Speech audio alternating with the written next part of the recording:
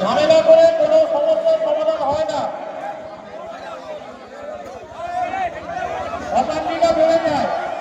অতএব প্রত্যেকে মাঠের বাইরে বেরিয়ে এসে একটা সিদ্ধান্ত হবে তো।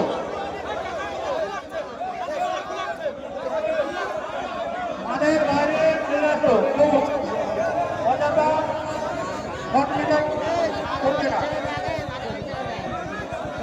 মাঠের বাইরে চলে যাও। নিরপেক্ষভাবে সিদ্ধান্ত হবে সেটাই সবাইকে মেনে নিতে হবে।